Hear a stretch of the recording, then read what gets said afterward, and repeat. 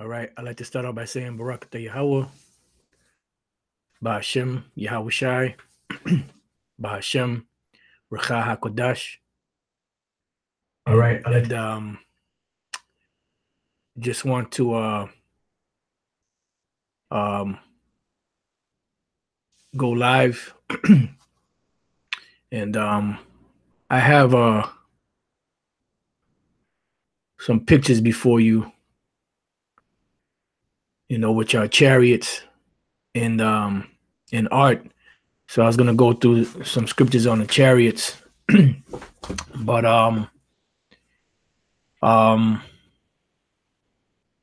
just named it various topics in case the spirit jumps around, because I know spirit jumps around sometimes. Sometimes you have just a set topic. Sometimes the spirit just jumps around. Depends on the what you call it, on the topic. But Apostle Tahar did a couple of videos. I did a response to it on this word kinsman and Herodias, and pretty much the name Herod is just that. It's just a name.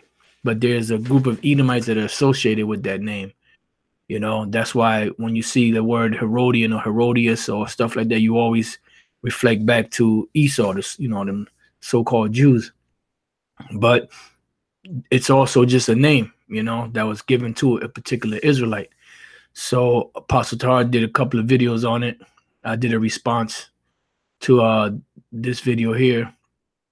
And, when your brothers go through it, it's evident that it's talking about Israelites, but these wacky Christians, their mindset is seared into that plantation Christianity, whether they're lost or whether they are paid off to deceive, Israel, to pull them away from following behind, Yahweh Bashem Yahweh Shai, and the fact, empirical evidence that they are Israelites indeed. All right. But like I said, I just typed in on Google Images, I typed in UFOs and art, and as you can see here, they have different images that are paintings, from some is Renaissance art, some goes back even further than that, and they show you chariots, and you can see evident or clearly that it's an actual chariot. A so-called UFO is a good one right here. This one kind of has like clouds around it. It looks like it's a wheel within a wheel. So this one has a variety of things, and I wanted to name the topic the chariots of salvation and destruction, and if the spirit allows and we go through that topic, Lord's will, I'll change the name from various topics to that. So the chariots have been a big mystery to Esau and to the world. As you can see here, another one. It goes two individuals riding around and you can see them back here. This is just a close-up on these two images. They're riding around in vehicles. And now you never had any vehicles that look like this, in the ancient world on the earth. As you can clearly see, there's no wheels on it. They're just floating, and that's scriptural, that's in the Bible. So these chariots, which are going to start showing themselves more, are actually the chariots of salvation for the nation of Israel, and in this time, the elect of the nation of Israel. And it's also going to be set up as a destruction for Esau. So what I want to do is first, I'm going to go to the book of Isaiah, chapter 60, start off there, and then branch out from there. This is the book of Isaiah, chapter 60, verse 8. It says, "Who are these that fly as a cloud and as the doves to their window?" So it's asking a question. Who are these that fly as a cloud and as the doves to their windows. This is dealing with the chariots, because the chariots are also in the Bible are also known as clouds. Let me get a couple of precepts on that. This is go back. Okay, that's what happened. I put Isaiah. I always get that confused. Isaiah, Psalms. Just bear with me 1 second. Come on, man. Okay, you want to play around? You want to play rough? Okay. Fuck. All right, Psalms 104:3. Who layeth the beams of the chambers in the waters? Who maketh the clouds his chariot? Who walketh upon the wings of the wind? Okay, so this is the Most High, right? Through the mouth of one of his servants. Not sure if this is King David. Doesn't really say. But it says, who maketh the clouds his chariots, because the chariots are also compared to clouds. That's why you see this image here looks like a cloud.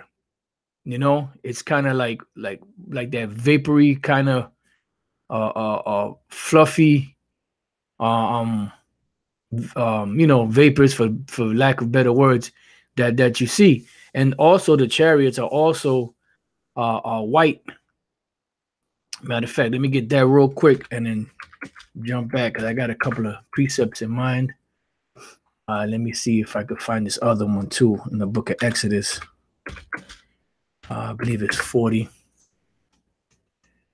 Okay, beautiful. All right, so Psalm 68, and I started 11. The Lord gave the word, great was the company of those that published it. Kings of armies did flee apace, and she that tarried at home divided the spoil. Though you have lying among the pots, that's dealing with us, because we're, you know how you have dirty dishes in the sink, and nobody wants to eat off them dirty dishes unless they cleaned off. That's pretty much how we are right now. It says, though you have lying among the pots, yet shall you be as the wings of a dove covered with feathers. See? Covered with silver. So this is not talking about an actual bird, a dove. This is talking about the chariots, because the chariots come in different varieties. They come in different sizes. They come in different colors. They come with lights. You know, they come with gold and silver. You know, all different manner of precious stones. You know what I mean? The chariots are glorious. What we've seen when brothers see chariots, pretty much what we see is just like a little specks in the heavens. The chariots haven't really fully shown themselves like they are going to, you know. And by the way, shalom to the Akim, you know, on the comment boards, you know, the sincere brothers that's laboring out there day after day. It says, so these things are going to start making themselves more and more apparent the closer we get to the end, because Yahweh Shai, when he comes back, he's going to come back on a chariot, and the chariot that he's going to come back on is described as an actual mountain, you know, because when Ezra wrote about it, he actually saw, he looked up in the heavens and saw Yahweh Shai coming, and the ship that he came on, the father ship, was so huge and so humongous that he said he looked around on the earth to see any region where a mountain had been taken out of the earth. He said he couldn't find it. That's how big this chariot was. Now the chariots can appear huge or they can appear very small, you know, to the point where you can't even see it with the eye. So what we're seeing, you know, when brothers see chariots, all you're just seeing is like little lights, you know, specks, you know, in the heavens. We haven't really seen a chariot, a big chariot, you know, like it's gonna come when Yahweh Shai comes back. But the closer we get to the end, the more evident and the more apparent these things are gonna be. And that's why the Lord commanded us through Jeremiah, right? 10 and 2. Thus saith the Lord, learn not the way of the heathen, and be not dismayed at the signs of heaven, for the heathen are dismayed at them. So we're not to be dismayed when we see this. Now, are we going to be nervous? Yeah, because even though we know what they are, you're still going to have that fear, because remember, when the Lord, his glory and his appearance comes, his glory and his appearance is terrible, man. You know, to where people shake. That's why why the hell you think Jake ran from the mountain? You know, when the Most High appeared to Moses. You know, they wanted to talk to the Most High as soon as before the Most High even spoke. Just the majesty of the spectacular things that were happening before he, you know, to introduce him before he spoke. They took off running. We don't want to speak to you no more, Moses. So when the Most High sends Yahweh Shai back, it's going to be spectacular. You know, it's going to be, you know, breathtaking. You know, so we're not, we even though we see movies and different things that depict somewhat what it's going to be like, we really don't have a clue of how it's going to actually be when you're actually sitting there front row seeing it, all this going on, you know. So that's why it says, be not dismayed at the signs of heaven. Going back to Psalms 68 and 13, though ye have lion among the pots, yet shall you be as the wings of a dove covered with feather. Because although we're in a fucked up situation, we're in the ghettos, in the barrios, in you know, even if you live in the suburb, a somewhat decent place, you still got problems and issues. You know, we're gonna leave out of here in style. We were brought here to the Americas, and the Israelites that were already here in the Americas were put in bondage and put in a low condition, but we're going to leave out of here in style. Lord's will we be the elect. Okay, so that's pretty much what this is saying. So how are we going to go out of here in style? By those chariots, and those chariots are going to be hooked up. You think what's that show over there in California, LA, Pimp My Ride? You think Pimp My Ride, they be having some flashy and badass rides? Man, wait till you see the chariots, man. You know, the chariots of the Lord. They're going to really be hooked up. It says, yet shall they be as wings of a dove covered with silver, and her feathers with yellow gold. All right. So this is talking about actual chariots. It's not talking about a dove, because as Apostle Tar said years ago, I still remember this. He said, if you put silver and gold on a dove, it's not gonna be able to fly, because it's gonna be too heavy, you know. And it's also represented, you know, flying, right? But this is the point I wanted to get to. When the Almighty scattered kings in it, it was white as snow and salmon. Okay, so sometimes the chariots are described as clouds, and clouds are particularly white unless they're dark, you know, from the rain that's in them. But they're particularly white. So it was white as snow because the Lord is the one that's making these chariots clouds. Let me see. Psalms 104:3 again. Who layeth the beams of his chamber in the waters, who maketh the clouds his chariots, who walketh upon the wings of the earth. So the clouds are also referred to as chariots, all right, or so-called UFOs. That's what we read here, Isaiah 60:8. Who are these that fly as a cloud and as the doves to their window? And I have one more here in Exodus chapter 40 and 36. And when the cloud was, matter of fact, let me read up above that. Exodus 40 and 34. Then a cloud covered the tent of the congregation. What's this cloud? A chariot. And that's what was guiding us at night, those lights from the chariots. You know, and that's what we were able to see, because in the wilderness, it was dark as hell. You didn't have lamp posts out there. You didn't have markers saying, okay, Jericho this way, you know, and Jerusalem that way. You know, you didn't have all of that. You know, the roads weren't paved like they're paved now. You know, it was all dark. You know, Jake was probably stumbling, you know, but the chariots, you know, were lighting the way. It says, and the glory of the Lord filled the tabernacle, and Moses was not able to enter into the tent of the congregation because the cloud abode thereon. And the glory of the Lord filled the tabernacle. So just that alone, without the Lord even doing anything, just his presence is spectacular, you know? So imagine when this whole thing goes down. You know, Esau thinks that they have their little what's that called? Their celebrations where they shoot off fireworks and all that, and people are all in awe of the lights and the, you know, and the way that the things going, and the Roman candles and the firecrackers and the, you know, that, man, that ain't shit. compared to how the glory of the Lord when he comes back. It says, when the cloud was taken up from over the tabernacle, the children of Israel went onward in all their journeys. That's right. It says, but if the cloud were not taken up, then they journeyed not till the day that it was taken up. So whenever the cloud would move, that's when they would move. For the cloud of the Lord was upon the tabernacle by day, right? And fire was on it by night, because that was the lights at night. Because remember, they were in the wilderness. So if you reading this and you thinking that, that they were, in New York, walking by McDonald's, and Jake said, you know what, let's go get some cheeseburgers. Then, you have to put yourself in the mind frame of what was going on and what they were in. They were in the wilderness. You had the beasts, howling at night, and making all different kind of noises. It was dark as hell, except for the light that came from the chariots. They were just in a bad case, but they were delivered from the hands of their oppressor.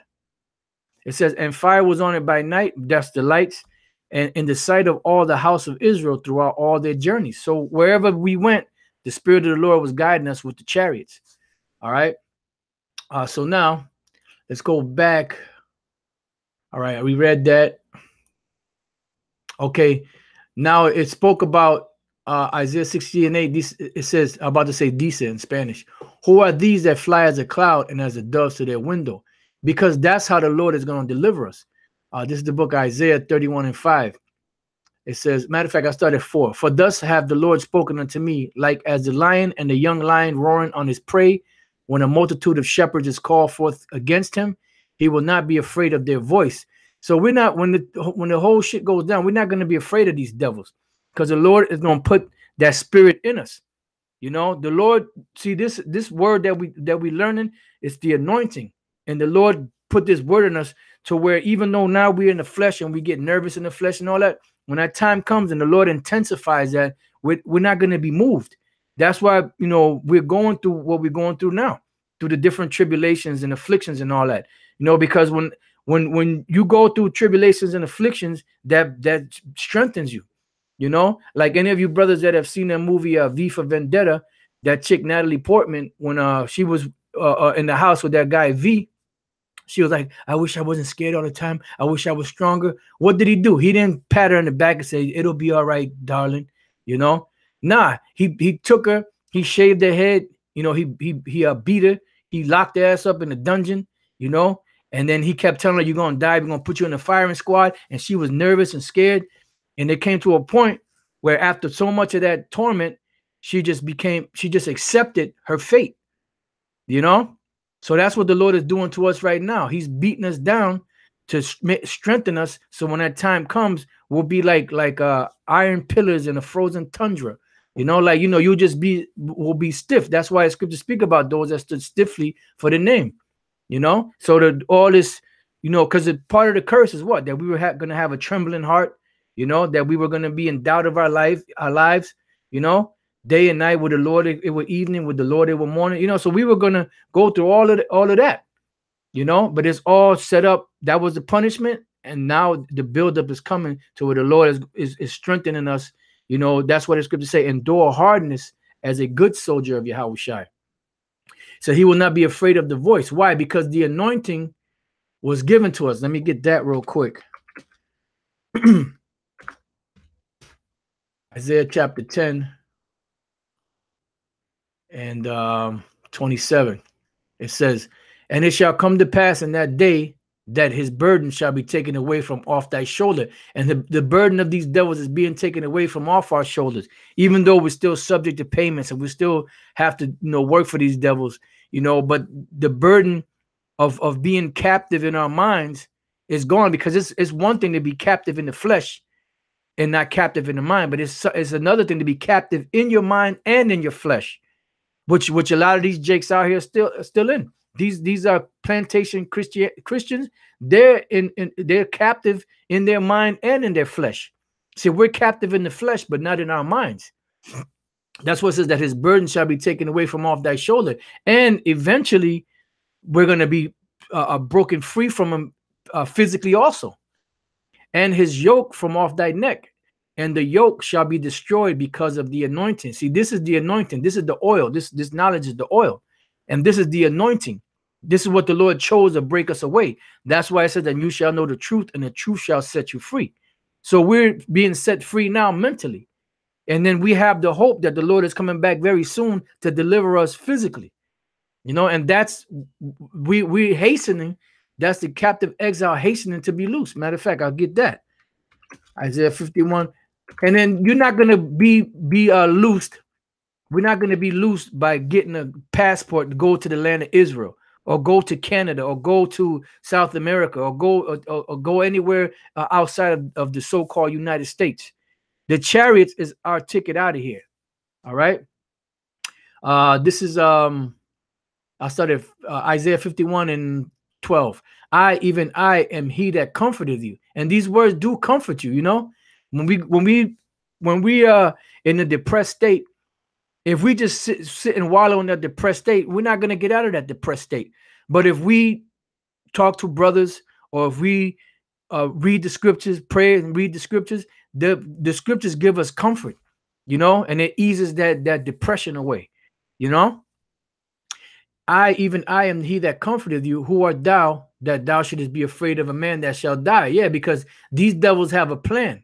And I remember when the Lord first woke me up, that I pretty much literally ran to the school, because I was listening to this John Todd confession, and I had knew about the truth because one of them brothers that was a brother at the time was teaching me, and then when I listened to that John Todd confession, and I heard of all the shit that they were gonna do, I got scared, and I said, you know what, man, where could I go to be safe from this?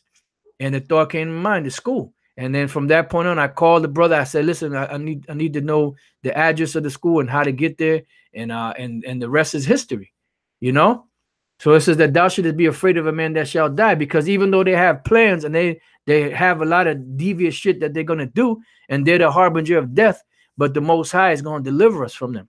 It's gonna be a miraculous deliverance, that's gonna overshadow the deliverance of Egypt. And Egypt, we went out by foot. The ancient Egypt, we went out by foot, but we were guided by the chariots. In this Egypt, we're going to go out on those chariots. It says, and of the Son of Man, which shall be made as grass, and forgettest the Lord thy maker, that has stretched forth the heavens and laid the foundations of the earth, and has feared continually every day because of the fury of the oppressor. And that's, man, and this is going to intensify. The time of Jacob's trouble is going to intensify. So the only solution, the only salvation, the only so-called UFOs, and has feared continually every day because of the fury of the oppressor, as if he were ready to destroy. And he can't do nothing unless the Lord allows him to. Did not John the Baptist say a man can receive nothing except to be given to him from heaven? It says, and where is the fury of the oppressor? Because when the Most High starts opening up, where's their fury going to be? Their fury is going to be nowhere to be found, because they're going to know in that day that they're just men. Like it tells you in Ezekiel, the 28th chapter. They puffing and talking all kind of shit. But when the Most High puts the screws to them, they're going to know that they're just men. Just like Nebuchadnezzar. Nebuchadnezzar was pompous. He was proud as hell. And what the Lord do? He reduced him to a beast. He was out in the forest with shit, fucking nails growing like he had eagle's talons and shit. He was growing all kind of shit. He was in a beastly state. And after he came out of that, he praised the Lord, because the Lord, the Most High humbled his ass. Said, look, man, I'm in charge. You ain't in charge. It says the captive exile hasteneth that he may be loosed. And how are we going to be loosed? We're captive exiles, because we're in captivity. And we're exiled from our home. So hasten means to hurry up. Want this thing to hurry up and come. The captive exile hasteneth that he may be loosed. So that's the mindset or the mind frame that we're supposed to be in.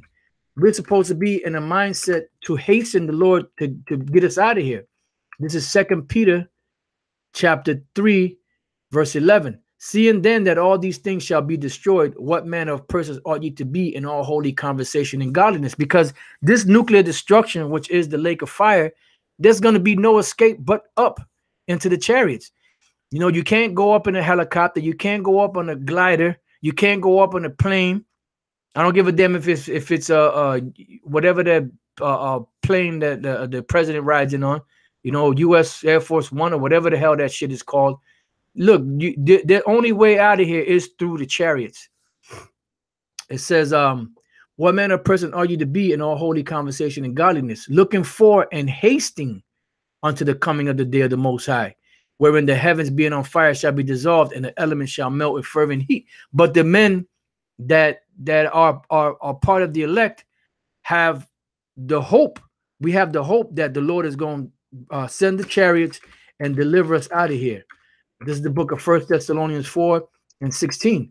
I started 15. For this we say unto you by the word of the Lord, that we which are alive and remain unto the coming of the Lord shall not prevent them which are asleep.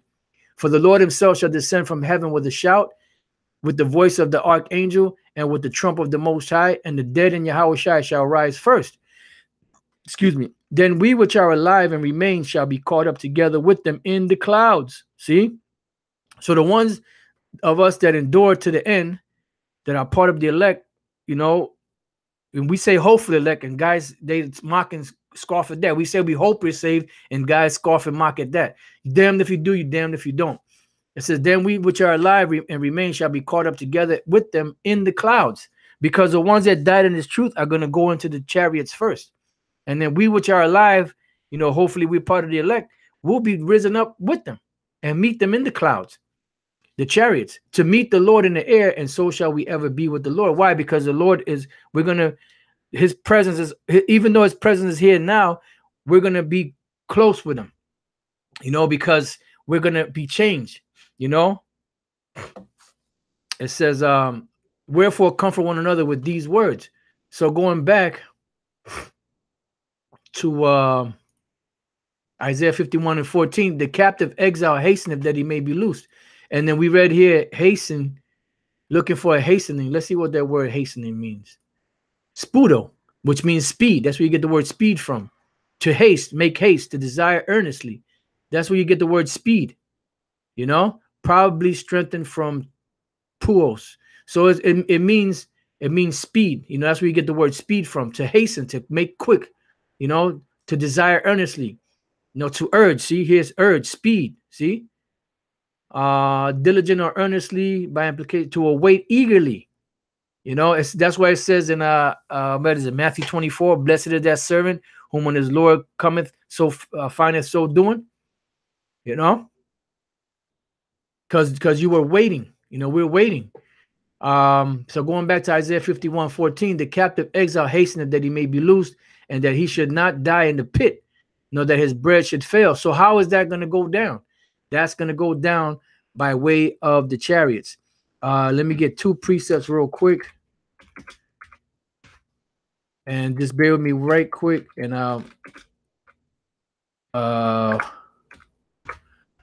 okay. So this is 2 Kings chapter 2.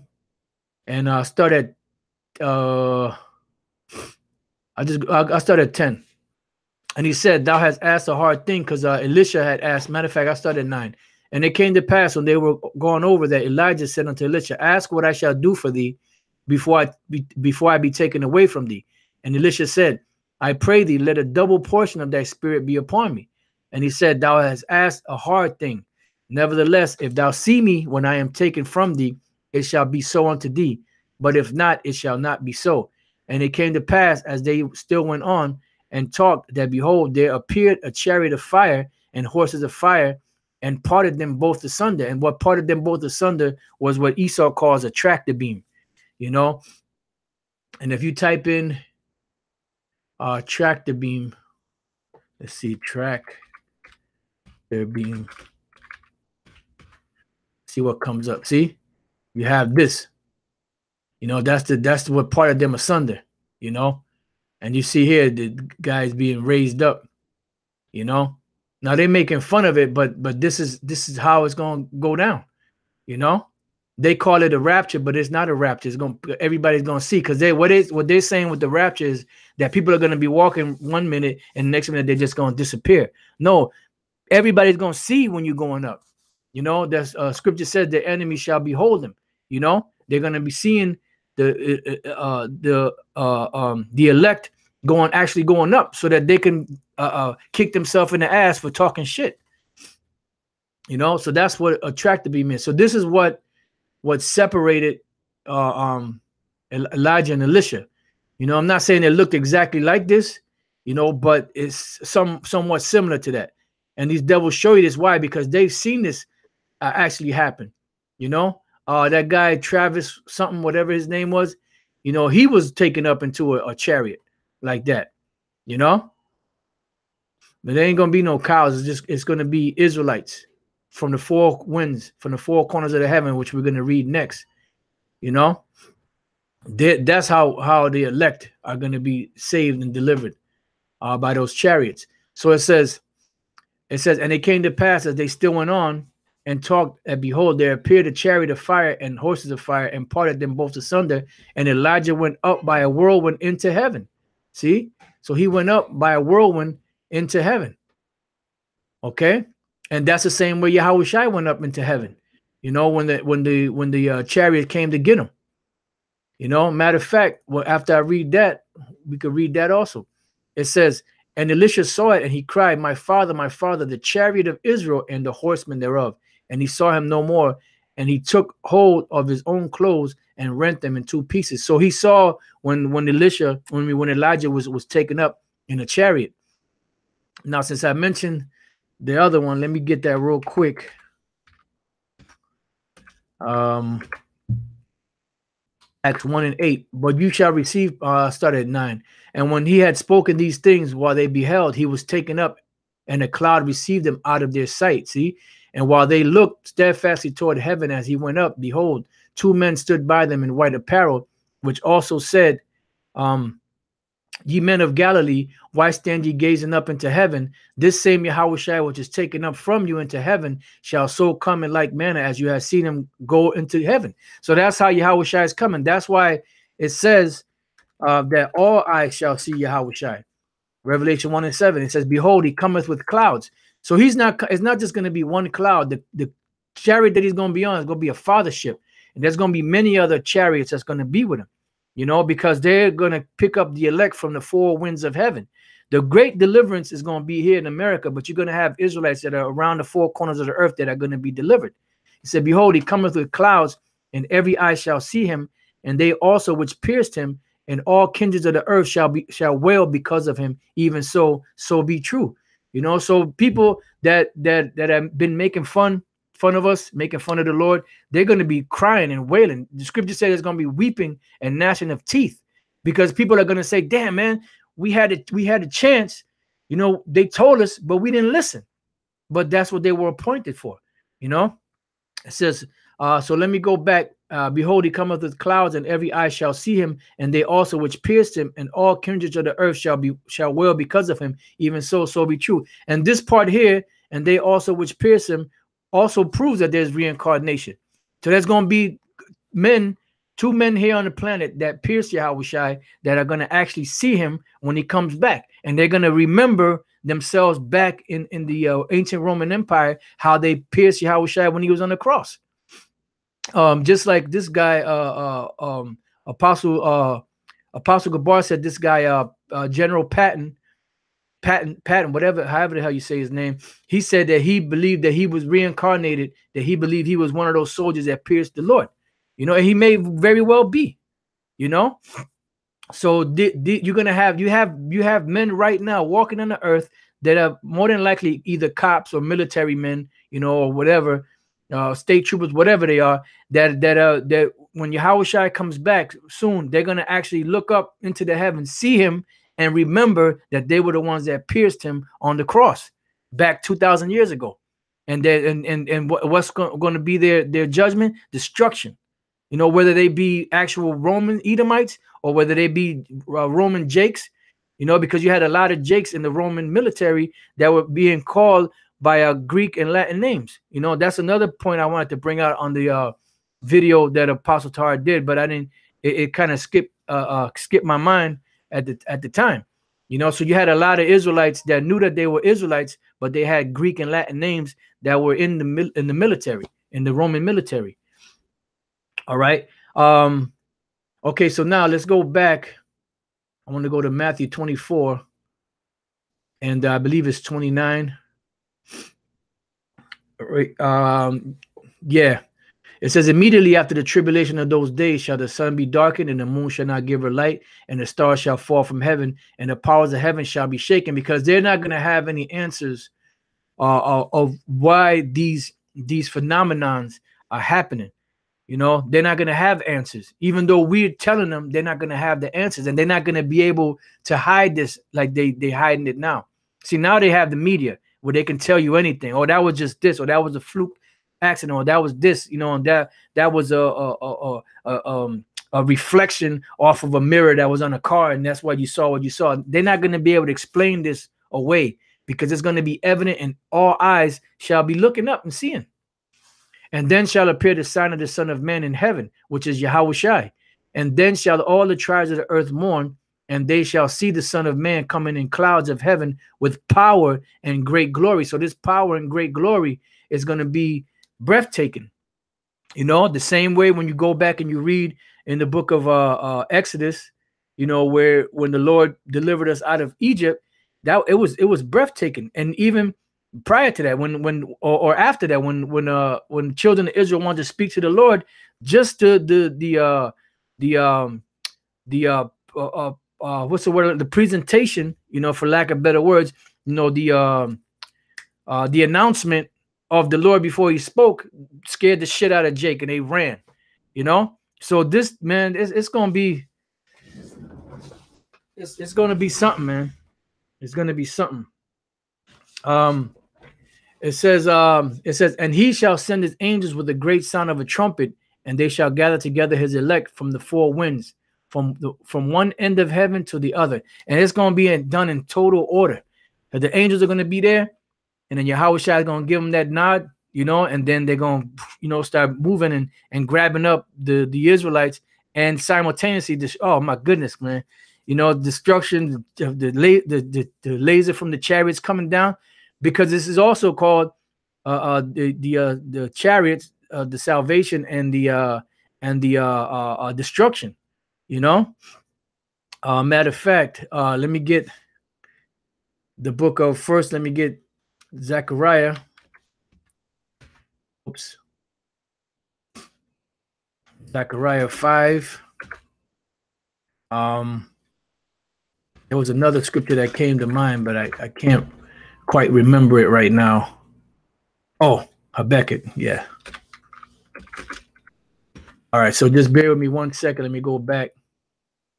Zechariah 5:1. Then I turned and lifted up my eyes and looked, and behold, a flying roll. All right.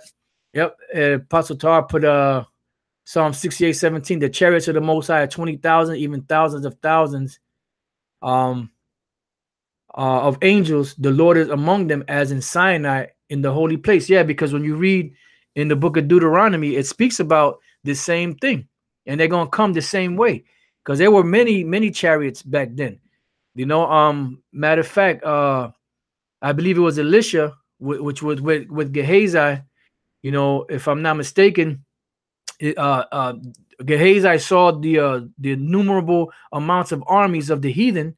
You know, I'm not sure if it was Philistines or Amorites or whoever they were, and Elisha was cool as a cucumber, you know, and Elisha prayed to the Most High to open the young man's eyes so he could see all the angels and the chariots that were around him, and the Lord opened his eyes and he saw it, you know, and he said, look, there's more with us than with them, you know, because the angels are there, but we can't see them, and being in the flesh, you know, it's hard to understand that, you know, but the angels are actually right there.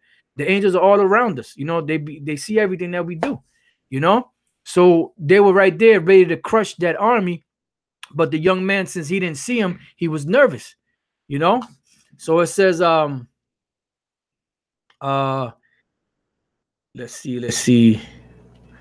Yep. Apostle put again, Isaiah 31:5, as birds flying, so will the Lord of hosts defend Jerusalem, defend it also, he will deliver it, and passing over it, he will preserve it. And that's the deliverance. You know, the deliverance is that the Lord is going to deliver us through these chariots. You're not going to have to get a passport. You're not going to have to get on a plane or a ship and go to the land of Israel or go to Africa or go to South America or Russia or Australia, wherever. The deliverance is going to be right where you stand, right where we're at. That's where the deliverance is going to be. And also simultaneously with the deliverance is going to be the destruction of Esau. Zechariah 5:1. Then I turned and lifted up my eyes and looked, and behold, a flying roll. So Zechariah saw a flying roll. So it was a disc-shaped object that was spinning. You know, it was flying around in the air. Now it could fly slow or it could fly fast. The scriptures speak about when Ezekiel was describing it. He said it was moving like like lightning. You know. Now, Pastor Todd said, "Do we have to be in the land of Israel to get beamed up?" No, hell no. But that's what some guys are teaching. You know, they're losing it.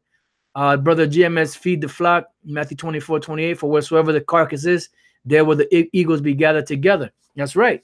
You know, because that's the angels are coming back to deliver the nation of Israel, but they're also coming back to get busy on Esau. Matter of fact, since I mentioned that, let me get this other precept since it came to mind. And then that way I could just have it on deck. All right. So going back, it says, and then I turned and lifted up my eyes and looked, and behold, a flying roll. And he said unto me, what seest thou? And I answered, I see a flying roll. The length thereof is 20 cubits, and the breadth thereof 10 cubits. So it was a decent sized chariot, but it wasn't huge, like the chariot that Yahushua is coming on. Then said he unto me, and bottom line, Yahushua doesn't have to come in a chariot. He can come. He doesn't have to ride in it, you know, because he can't do it another way. That's just the magnificence and the theatrics, so to speak, that the Most High is going to use, you know, and that adds to the ambiance, you know. And it's gonna be spectacular, man, because he's coming to take his rightful place on the earth, man. People are not giving him his just due. They are crediting a damn Edomite for being the Lord, you know, and that's not the case. So the Lord Yahushua is going to be magnified on the earth as he is magnified in the heavens, and people are going to know once and for all who the Lord is, who he really is. He said, then said he unto me, this is the curse that goeth forth over the face of the whole earth. It's the curse for who? For Esau. It says, for everyone that stealeth shall be cut off as on this side according to it. And they're coming to get busy, man. And this land, the devil stole this land. They stole the people. They stole the resources. They stole everything. So the Lord is coming to get busy on these devils. And everyone that sweareth shall be cut off as on that side according to it. I will bring it forth, saith the Lord of hosts, and it shall enter into the house of the thief. Who's the house of the thief? Esau. The thief cometh not but for to steal and to kill and to destroy. That's who these devils are. They are the thief. So the Lord is coming to bring judgment. It's going to be a two-part judgment: deliverance for the elect and destruction for the wicked.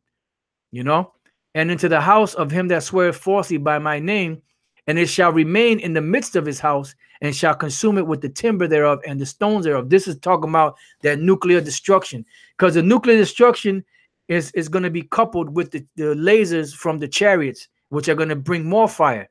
That's why Yahushua said, I am come to send fire on the earth, and what will I if it be already kindled? He's going to put more fire on it.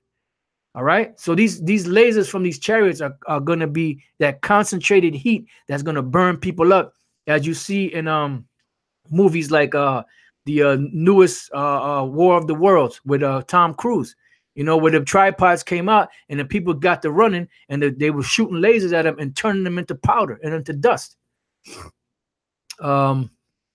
Isaiah 66 and 15, it says, for behold, the Lord will come with fire and with his chariots like a whirlwind. This is what he said in the book of Luke. I am come to send fire on earth.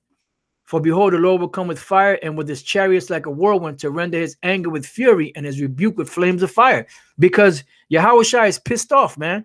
He says the day of vengeance burns in his heart. And who's he coming to take down? He's coming to take down Esau. Matter of fact, before I read on, let's get that real quick. Isaiah 63:1. Who is this that cometh from Edom with dyed garments from Basra? So America today is known as the modern day Basra because Basra was the capital of Edom, of Esau's land. So what's the capital of these devils' land today? America, Babylon the Great, that great city. So it says, who is who is this that cometh from Edom? This hasn't happened yet. Yahushua, when he comes back, he's going to take these devils down because these devils are the ones that are in power right now. Who is this that cometh from Edom with dyed garments from Basra? This that is glorious in his apparel, traveling in the greatness of his strength, I that speak in righteousness, mighty to save, because that's what his name means, Yahushua. He deliverer or he saves. All right. So he's not going to actually have blood on his garments, but it's going to be accredited to him for destroying this empire of Esau. That's why it says that another title for him is King of Kings and Lord of Lords. Okay, it says, wherefore art thou red in thine apparel, and thy garments like him that treadeth in the wine fat? I have trodden the winepress alone, and of the people there was none with me. For I will tread them in mine anger, and trample them in my fury, and their blood shall be sprinkled upon my garments, and I will stain all my raiment. Salaki, I just want to get this before I forget. Let me go and get that and go back.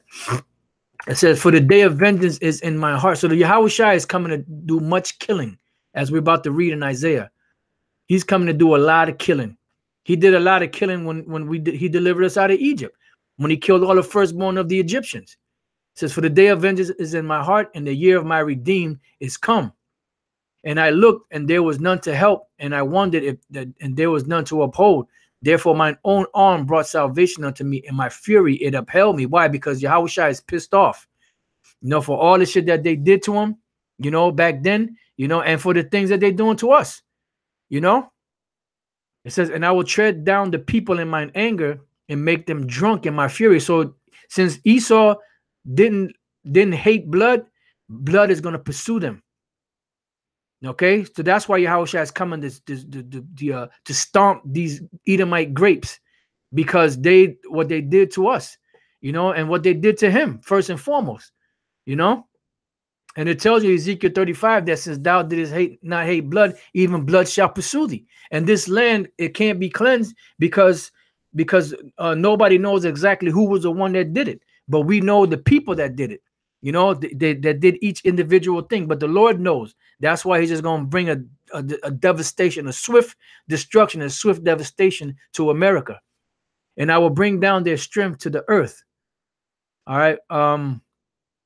Isaiah 47:6, it says, I was wroth with my people. I'm sorry, is that it? Nope, that's not it. It's all right, Isaiah 47:3. Thy nakedness shall be uncovered, yea, thy shame shall be seen. I will take vengeance, because that's what's burning in his heart, vengeance. And I will not meet thee as a man, because he's coming back as an angelic power. All right, he's coming back as an angelic power. Apostle Tahar put Daniel 7:11. I beheld then, because of the voice of the great words which the horn spake, I beheld even till the beast was slain and his body destroyed, and given to the burning flame. And that's the judgment that's coming. It's coming on Esau mainly, but it's also coming on these other nations, because they're joined in battle with this devil. All right. So the Lord said he's not going to meet us. He's not going to meet these devils when he comes back as a man. So I will take vengeance, and I will not meet thee as a man. So Isaiah 66:15, for behold, the Lord will come with fire, and with his chariots like a whirlwind, to render his anger with fury, and his rebuke with flames of fire. For by fire and by a sword will the Lord plead with all flesh, and the slain of the Lord shall be many. So there's going to be many dead bodies from all over the earth, And the first job of the international bankers is going to be to gather up those bodies and bury them. That's going to be their very first job, to bury dead bodies, and after that, boy, whew, it's going to be on. like Donkey Kong. All right, Habakkuk 3:1, a prayer of Habakkuk the prophet upon Shigionoth. O Lord, I have heard thy speech and was afraid. O Lord, so what does he mean? I have heard thy speech and was afraid. Meaning he saw the visions of the Lord. He actually heard the voice of the Lord, you know, and the Lord was showing the prophets the visions of the future.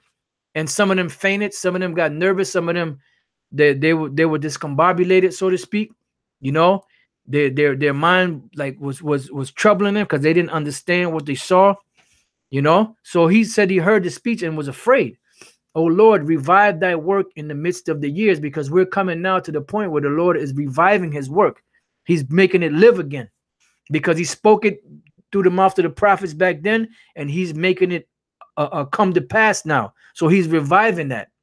You know, when you look at the words, okay, this is the reason why this is happening. The Lord says such and such, and that's and then you looking at the prophecy, and it's coming alive. It's coming to pass.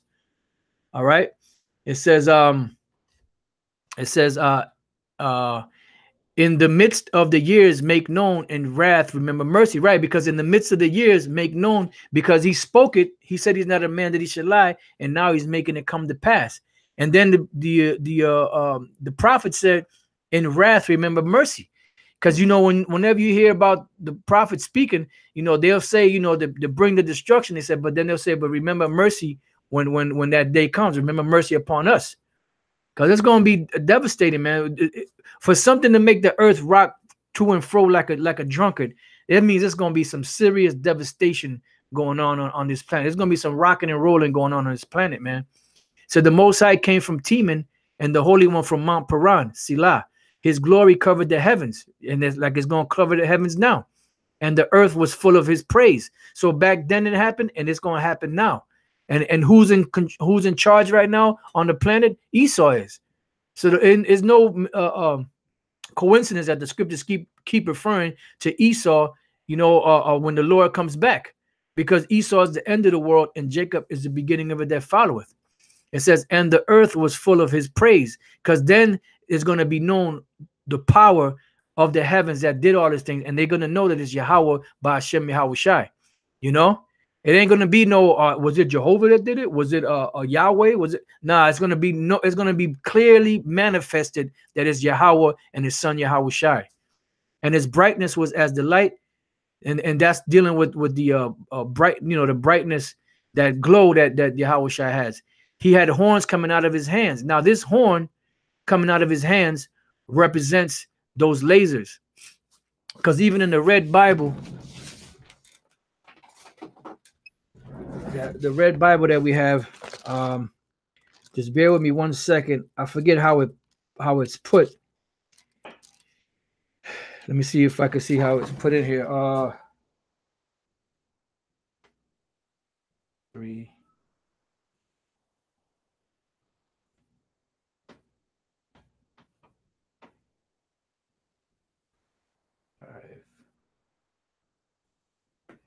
4, was that verse 4? Yep. He had horns coming out of his hands. Here for horns coming out of his hands, which is 5, it says, or bright beams out of his side, you know, because that's what's going to be shot out of the chariots, you know, those bright beams. Those are the same beams that the Most High used when he wrote, when he inscribed on the tablets. You know, he used it said it was written with the finger of the Lord. That was an actual laser beam that came out of the Most High's hand and wrote the ancient Hebrew, the Lashon Kodash, on those tablets. It says, and there was a hiding of his power, you know, because when you read in 2nd Ezra 13, it said that he neither lifted up sword or none of that, but he sent a blast out of his mouth, because he gave the command. You know, and that's where the power is, because the angels don't have to speak. Yahweh Shai doesn't have to speak. They could just think it, and it happens. Just thinking about some crazy stuff. It says, before him went the pestilence, and burning coals went forth at his feet. That's that fire and brimstone. The same fire and brimstone that fell upon Sodom and Gomorrah is the same thing that's going to go down now. But this time it's coming in the vehicles of the ICBM, or the intercontinental ballistic missiles. He stood and measured the earth. He beheld and drove asunder the nations, and the everlasting mountains were scattered. The perpetual hills that bow, his ways are everlasting. Because he's coming to bring these nations down, these different governments. All right. I saw the tents of Cushan in affliction, and the curtains of the land of Midian did tremble. Was the Lord displeased against the rivers? Was thine anger against the rivers? Was thy wrath against the sea, that thou didst ride upon the horses and the chariots of salvation? See? So the horses and chariots of salvation are also coming to bring destruction. So when they come in for salvation, somebody's getting good news, somebody's getting bad news. Esau, you getting the bad news. 2/3 of Israel getting the bad news. The other nations are getting the bad news. The elect of the nation of Israel are getting the good news. It says, thy bow was made quite naked, according to the oaths of the tribes. Even thy word, Selah, thou didst cleave the earth with rivers. The mountains saw thee, and they trembled. See, that's these different governments. The overflowing of the water passed by. The deep uttered his voice and lifted up his hands on high. The sun and the moon stood still in their habitation, because these devils are not going to have explanations. At the light of thine arrows they went, and as the shining of thy glittering spear. So that's, man, it's going to be something. Thou didst march through the land in indignation. Thou didst thresh the heathen in anger. And that's what he's coming to do. He's coming to bring vengeance. Thou wentest forth for the salvation of thy people. See, even for the salvation with thine anointed. So there's going to be salvation on one part and devastation on the other part. Thou woundest the head of the house of the wicked. Who's the wicked? Esau. Who's the head of the house of the wicked? Amalek, which are Edomites. Thou woundest the head of the wicked. Why? Because he's taking them down by discovering the foundation unto the neck. Selah. Thou didst strike through with his staves the head of his villages. So his staves is what? These missiles. The head of his villages, meaning his main head is what? America, Babylon the Great. It says they came out as a whirlwind to scatter me. Their rejoicing was to devour the poor secretly. Thou didst walk through the sea with thine horses through the heap of great waters. When I heard, my belly trembled. See, because he actually saw this going on, and he was nervous, man. If you imagine seeing that man, that would mess you all up. That would mess us up, But that's why the Lord is going to deliver us. My lips quivered at the voice. Rottenness entered into my bones. So, man, that's why when you speak about the destruction or the end of the world, people say, man, don't talk about the end of the world, man, because they get nervous.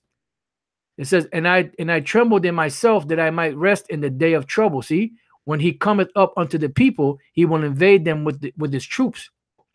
Although the fig tree shall not blossom, neither shall fruit be in the vines, the labor of the olive shall fail, and the field shall yield no meat. The flock shall be cut off from the fold, and there shall be no herd in the stalls. Because the Lord's going to completely wipe this place away. Yet I will rejoice in the Lord. I will joy in the power of my salvation. The Lord power is my strength. Yahweh Bashem Yahushai, and he will make my feet like hinds' feet, and he will make me to walk upon mine high places, to the chief singer on my string instrument. And I was going to read 2 Ezra 13, but you brothers, when you get a chance, you can read that, because we got to get ready to roll out to go to camp.